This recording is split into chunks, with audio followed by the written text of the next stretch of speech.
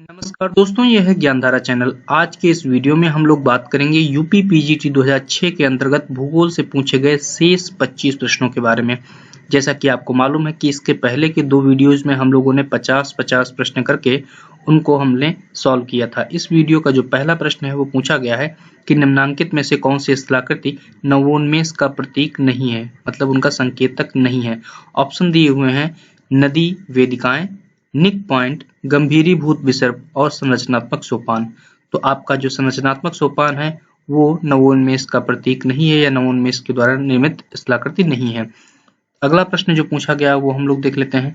अगला प्रश्न है कि अवनमित कुंड एक भूरूप है जो संबंधित है। ऑप्शन दिए हुए हैं काष्ठ प्रदेश में अपर्दन चक्र से, सरिता अपर्दन चक्र से, हिमनद प्रदेशीय अपर्दन चक्र से या समुद्र तटीय अपर्दन चक्र से। तो जो अवनमित कुंड है जिसे कहते हैं प्लंज पूल, वो है आपका सम्मिलित है सरिता अपर्दन चक्र से। अगला जो प्रश्न पूछा गया है कि नुनाटक संबंध अपर्दन चक्र की किस अवस्था से है। तो नुनाटक ऑप्शन दिए हुए युवावस्था, प्रौढ़ावस्था, वृद्धावस्था और पूर्व युवावस्था। तो ये आपका प्रतीक है जो है प्रौढ़ावस्था का, मैच्योर स्टेज का। अगला प्रश्न दिया कि निम्नांकित को सुमेलित कीजिए तथा सही कूट का प्रयोग करते हुए सही उत्तर का चयन कीजिए। एक तरफ अपर्दन चक्र के प्रकार दिए हुए, दूसरी तरफ अवस्थाओं की संख्या दी हुई कि कितनी अवस्थाओं में ये होते हैं, घटित होते हैं। तो पहला दिया हुआ सरिता अपर्दन चक्र, तो आपको मालूम है कि सरिता अपर्दन चक्र जो है आपका उसमें होता है, 3 अवस्थाओं में होता है, आपका युवावस्था, प्रौढ़ावस्था और वृद्धावस्था। दूसरा है आपका जो है हिमनद प्रदेश अपर्दन चक्र, ये भी 3 अवस्था में होता है। उसके बाद है आपका जो है मरुस्थलीय अपर्दन चक्र। ये जो मरुस्थलीय अपर्दन चक्र है वो 4 अवस्थाओं में होता है, ठीक है।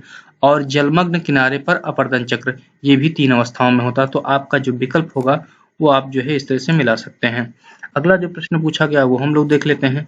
अगला प्रश्न है कि जब कोई नदी अपने मूल नदी की सहायक नदी में गिरती है, ठीक है, और मूल नदी के समानांतर किंतु विपरीत दिशा में बहती है तो वह प्रस्तुत करती है। ऑप्शन दिए हुए हैं अनुवर्ती अपवाह का, परिवर्ती अपवाह का या नवानुवर्ती अपवाह का या प्रत्यानुवर्ती अपवाह का। तो प्रत्यानुवर्ती अपवाह का जो है ये प्रस्तुत करती है उदाहरण, मतलब सहायक है और समानांतर है और विपरीत दिशा में प्रवाहित होती है, ठीक है। तो आप इसको अच्छे से याद कर लीजिएगा।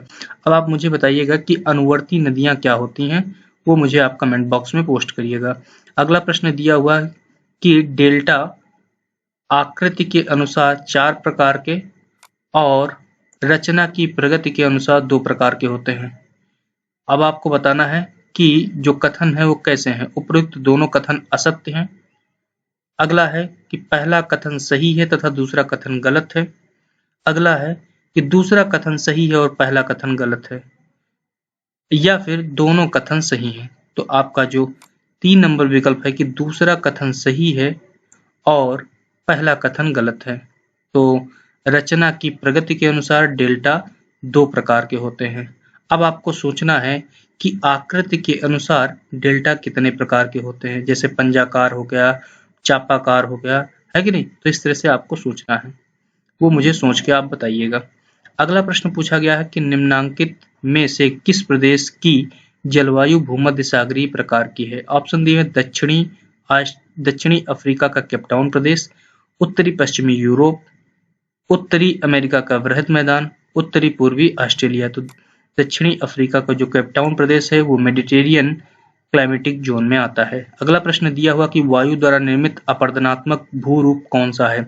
मरुबेसिन, प्लाया, पवन सेतु या आपका पेडिमेंट। तो यह है आपका जो है पवन सेतु या एयर विंड जो है ब्रिज, ठीक है।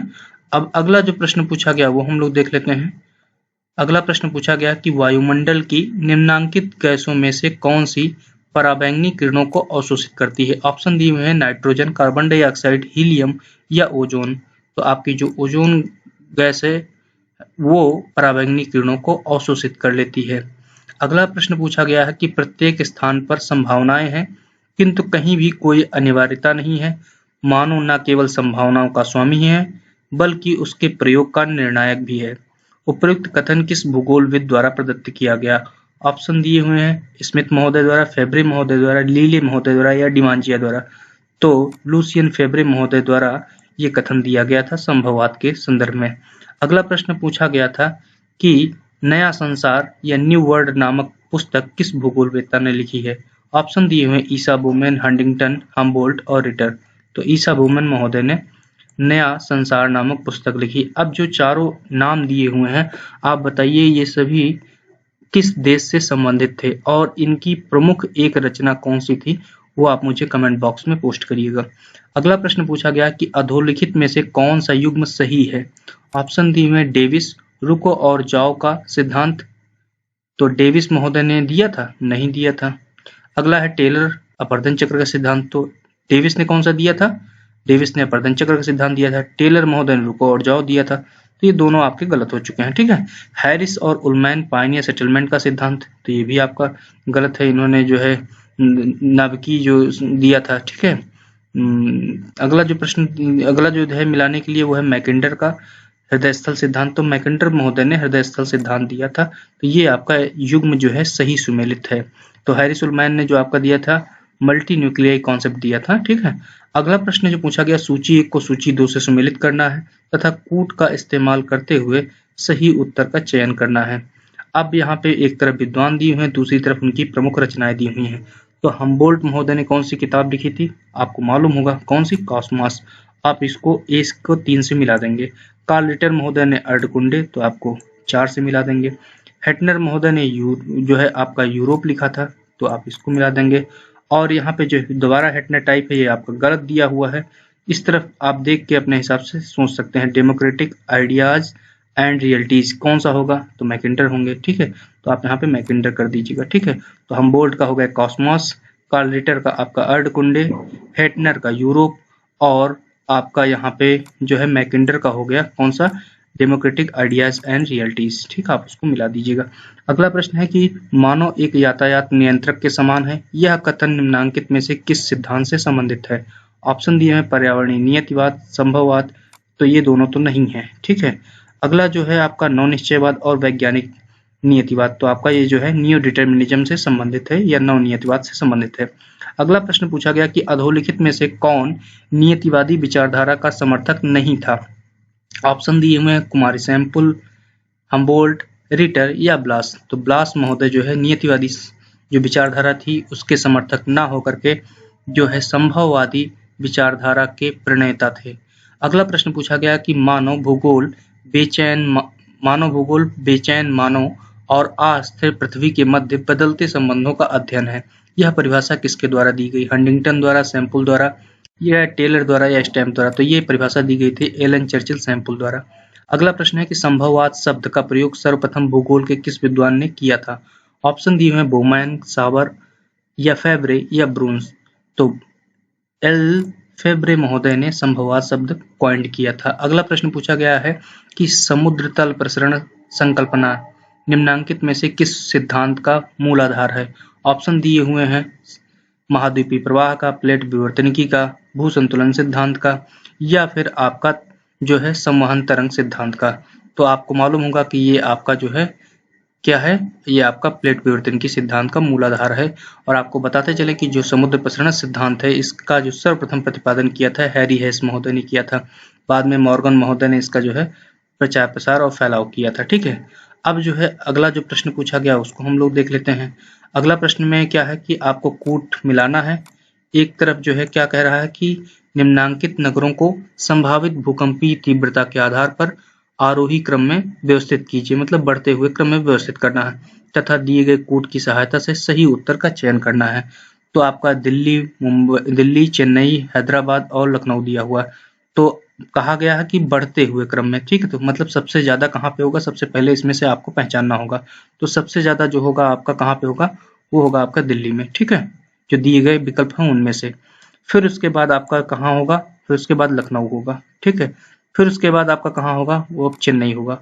और सबसे कम कहाँ होगा, आपका हैदराबाद में है, प्रायद्वीपीय क्षेत्र में स्थित है, ठीक है। तो आप इसको मिला सकते हैं, ठीक है। अब जो है आप मुझे बताइए कि जो भूकंपीय जो पेटियां हैं उनका जो निर्धारण करते हैं वो कौन सी संस्था इनका निर्धारण करती है, वो आप मुझे कमेंट बॉक्स में पोस्ट करके बताइएगा। और उसका मुख्यालय कहाँ पे है। अगला प्रश्न पूछा गया है कि अभिनति का निर्माण निम्नांकित में से किस गति द्वारा होता है, संपीड़न गति द्वारा या तनाव मूलक गति द्वारा या भू परिभ्रमण द्वारा या भूचक्रण के द्वारा। तो ये होता है कंप्रेशनल फोर्स के द्वारा। ठीक है। अगला प्रश्न पूछा गया है कि निम्नलिखित को सुमेलित करते हुए कूट का इस्तेमाल करते हुए सही उत्तर का चयन करना है। एक तरफ बल या क्रियाएं दी हुई हैं, दूसरी तरफ उनके द्वारा जो परिणाम निकल करके या जो स्थलाकृतियां बन के आती हैं वो दिए हुए हैं।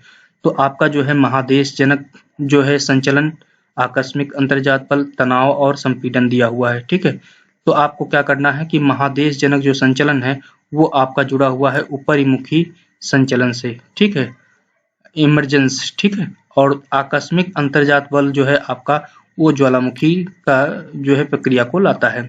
उसके बाद आपका जो है तनाव है, तो तनाव आपका जो है संधि लाता है या भ्रंश लाता है। ठीक है। और संपीड़न द्वारा जो है वृहद सम्मेलन होता है। तो इस तरह से सब आप मिलाएंगे तो ये आपका चौथा नंबर विकल्प सही हो जाएगा।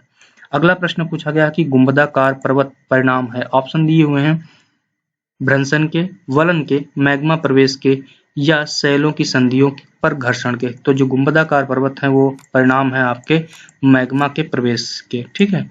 अब जो है इसके बाद जो अंतिम प्रश्न है वो हम लोग देख लेते हैं इस वीडियो का कि निम्नलिखित को सुमेलित कीजिए तथा प्रदत्त कूट की सहायता से सही उत्तर का चयन कीजिए।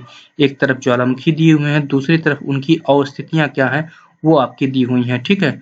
तो आपका जो एटना है वो आपका कहाँ पे होगा, वो आपका सिसिली में होगा। ठीक है। तो आप उसको सिसिली से मिला दीजिएगा। अगला है क्राकाटावा, जो क्राकाटावा है वो आपका जो है इंडोनेशिया में है, तो आप उसको मिला दीजिएगा। ठीक है। फिर उसके बाद जो है आपका जो है पीली है, तो पीली आपका जो है मार्टिनिक द्वीप पे है और मोना लोआ जो है आपको मालूम ही है कि हवाई द्वीप पे है। तो इस प्रकार आपका जो 4 नंबर विकल्प है वो आपका सही हो गया। ठीक है, 4 नंबर विकल्प आपका सही हो गया। तो इस वीडियो में हम लोगों ने 25 प्रश्नों को सॉल्व किया और उनकी मदद से हमने 10-15 क्वेश्चंस और बनाए और उनको सॉल्व किया और आपको एक आइडिया गया कि किस प्रकार से और भी प्रश्न पूछे जा सकते हैं। तो अगर आप चैनल पे नए हैं तो चैनल को सब्सक्राइब करिए, बेल आइकन दबाइए, जिससे कि और भी जो प्रश्न पत्र हैं उनको जो सॉल्व कराया जाए तो आप तक जल्दी पहुंच सके। और अपने दोस्तों तक वीडियोस को शेयर करना ना भूलें। अधिक से अधिक इस चैनल के माध्यम से आप जो भूगोल के विद्यार्थी हैं जो कंपटीशन की तैयारी कर रहे हैं उनको जोड़ें, जिससे कि उनको भी इन वीडियोस का फायदा मिल सके। धन्यवाद।